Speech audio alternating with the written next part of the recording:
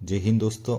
आज के इस वीडियो में हम पढ़ेंगे राजस्थान के वन्य जीव अभ्यारण्य में लगभग हम कहे तो 27 वन्य जीव अभ्यारण्य हैं। तो हम इस मैप के माध्यम से हर एक जिले वाई कौन सा जिले में कौन सा वन्य जीव अभ्यारण्य स्थित है वो हम इस वीडियो में देखेंगे और मैप में भी दर्शाएंगे, क्योंकि ये नवीनतम मैप हैं तो आपको मैप के माध्यम से दर्शाएंगे तो आपको आसानी से याद हो जाएंगे। तो हम एक एक करके जिले लेंगे, उसके हिसाब से उस जिले में कौन सा वन्यजीव अभ्यारण्य है वो हम देख के यहाँ पर दर्शाएंगे।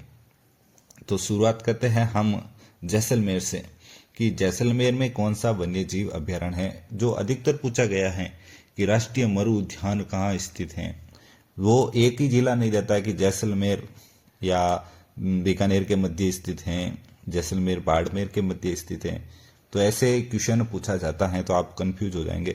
तो मैं आपको बताता हूं कि जो राष्ट्रीय मरु उद्यान है वो जैसलमेर और बाड़मेर में स्थित है। अधिकतर हिस्सा देखें तो आपको जैसलमेर में देखने को मिलेगा, फिर थोड़ा सा हिस्सा आपको देखने को मिलेगा बाड़मेर में। ठीक है, तो कौन सा है तो राष्ट्रीय मरु उद्यान, मरु उद्यान। ठीक है, कहां पर है, किन जिलों में है तो जैसलमेर और बाड़मेर विशेष रूप से आपको ध्यान में रखना है। ठीक है, फिर नेक्स्ट बात करें तो नेक्स्ट आपको ऊपर से यहां से चूरू में देखें तो चूरू में आपको एक अभ्यारण्य देखने को मिलेगा जिसका नाम है ताल छापर।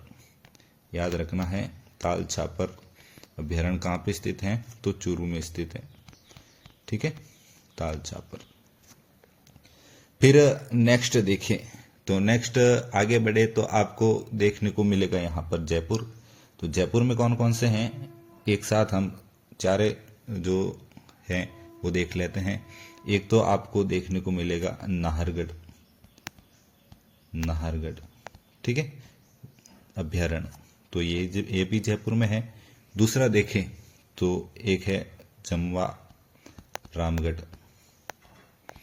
ठीक है, ये दो आपको जयपुर में देखने को मिलेंगे, तो ये भी आपको ध्यान में रखना है। फिर बात करें यहां पर अलवर की तो अलवर में भी आपको देखने को मिलेगा कि आपने नाम सुना होगा सरिस्का। ठीक है, सरिस्का। देखो सरिस्का का भी एक छोटा पार्ट है जिसको भी हम अभ्यारण्य घोषित किया रखा है, तो उसका नाम है, एक सेकेंड, सरिस्का क। ठीक है, हम क लगाते हैं या यहां पर लिख देते हैं अ ठीक होगा। ठीक है, यहां पर भी क्या है, दो हैं। तो सरिस्का कहां पर स्थित है तो अलवर में स्थित है। कई बार पूछ रखा है तो आपको ध्यान में रखना है। फिर नेक्स्ट देखिए तो भरतपुर में, भरतपुर में आपको एक अभ्यारण्य देखने को मिलेगा जिसका नाम है बंद बैराट।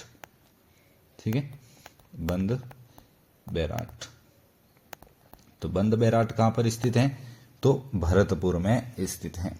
फिर नीचे आए तो नीचे आपको करौली में, सॉरी धौलपुर में, तो धौलपुर में आपको 3 अभ्यारण्य देखने को मिलेगा। ठीक है, जिसका नाम है केसरबाग, ये भी धौलपुर में स्थित है।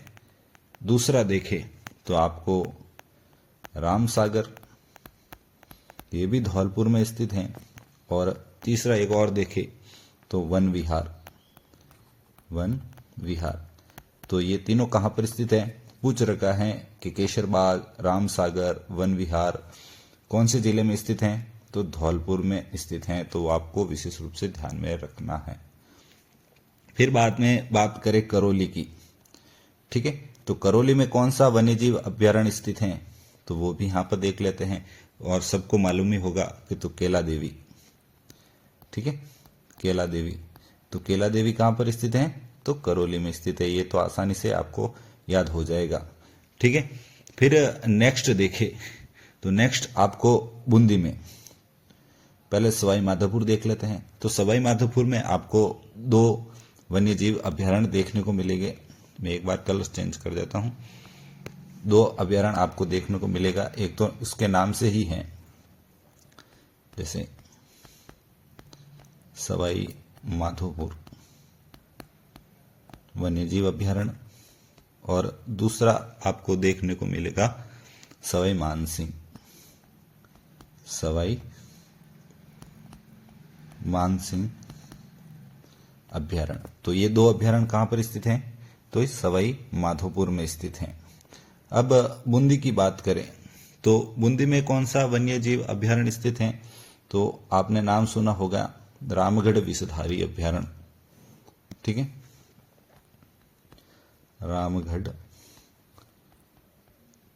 विषधारी अभ्यारण्य ये कहां पर स्थित है? तो बूंदी में स्थित है। तो ये आपको विशेष रूप से ध्यान में रखना है। फिर बाद में यहां पर देखे 12, तो 12 में आपको यहां पर मैं छोटा लिख देता हूं, शेरगढ़ स्थित है। शेरगढ़ कई बार एग्जाम में पूछ रखा है कि शेरगढ़ कहाँ स्थित है, तो 12 में स्थित है। और बूंदी में तो रामगढ़ विषधारी यहां पर स्थित है। तो मिलान से संबंधित आपको विशेष रूप से ध्यान में रखना है। फिर बात करें कोठा और झालावाड़ की। ठीक है, तो कोठा और झालावाड़ में आपको अधिकतर देखने को मिलेगा। जैसे कोठा में बात करें तो मैं यहां पर लिख देता हूं कोठा की, जैसे राष्ट्रीय चंबल घड़ियाल कहते हैं। ठीक है, यहां पर बहुत सारे घड़ियाल पाए जाते हैं इस राष्ट्रीय नदी पर, तो राष्ट्रीय चंबल घड़ियाल। ठीक है, दूसरा आप देखेंगे कोठा में तो दूसरा आपको देखने को मिलेगा दर्रा अभ्यारण्य। तो दर्रा अभ्यारण्य कहां पर स्थित है? तो दर्रा अभ्यारण्य भी कोठा में स्थित है। ठीक है, एक आपको देखने को मिलेगा जवाहर सागर, यहां पर नीचे मैं यहां लिख देता हूं जवाहर सागर, ये भी कहां पर स्थित है? तो कोठा में स्थित है। तो आपको ये विशेष रूप से ध्यान में रखना है। तो कोठा में कौन कौन से हैं? एक तो राष्ट्रीय चंबल घड़ियाल और दर्रा और जवाहर सागर। ठीक है, फिर बाद में बात करें यहां पर चित्तौड़गढ़ में, तो चित्तौड़गढ़ में आपको दो देखने को मिलेगा। एक तो आपको देखने को मिलेगी बस्सी, ठीक है, बस्सी अभ्यारण्य, और दूसरा देखने को मिलेगा भैंसरोडगढ़, भैंसरोडगढ़। ठीक है, इसी तरह आपको भी मैप में दर्शाना है ताकि एग्जाम के समय आसानी से आपको याद रह जाए। फिर बात करें, देखो यहां पर प्रतापगढ़ है, तो प्रतापगढ़ में आपको एक अभ्यारण्य देखने को मिलेगा जिसका नाम है सीता माता वन्यजीव अभ्यारण्य। ये भी पूछ रखा है, सीता माता हो गया, शेरगढ़ हो गया। ठीक है, इस प्रकार के पुष्प पूछे जाते हैं ताकि जो याद है, अधिकतर शब्दों में आप देख सकते हैं जैसे रामगढ़ विषधारी है तो ऐसे पूछे जाते हैं। तो आपको ये भी आपको ध्यान में रखना है। फिर बात करें नेक्स्ट उदयपुर की, कि उदयपुर में कौन कौन से वन्यजीव अभ्यारण्य हैं। तो उदयपुर आपको देखना है कि एक तो आपको देखने को मिलेगा जयसमंद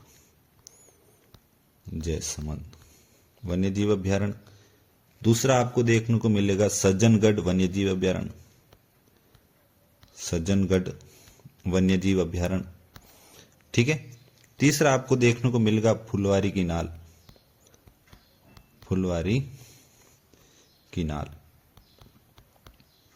ठीक है। ये भी कहां पर स्थित है, तो उदयपुर में स्थित है, ठीक है। ये तीन आपको विशेष रूप से ध्यान रखना है। फुलवारी की नाल ये राजसमंद में स्थित नहीं है, ये है उदयपुर में स्थित है, ठीक है, इस वाले रीजन में। फिर नेक्स्ट बात करें कि एक है सिरोही। हम सिरोही की बात करें तो सिरोही में सबको मालूम है कि सिरोही माउंट आबू कहां पर स्थित है, तो माउंट आबू सिरोही में स्थित है, माउंट आबू, ठीक है। माउंट आबू अभ्यारण्य कहां पर स्थित है, तो सिरोही में स्थित है, ये सबको मालूम होता है, ठीक है। फिर नेक्स्ट बात करें कुंभलगढ़, तो कुंभलगढ़ आपको कहां देखने को मिलेगा, तो कुंभलगढ़ आपको देखने को मिलेगा यहां पर, देखो राजसमंद, पाली और उदयपुर के मध्य, यहां पर कुंभलगढ़,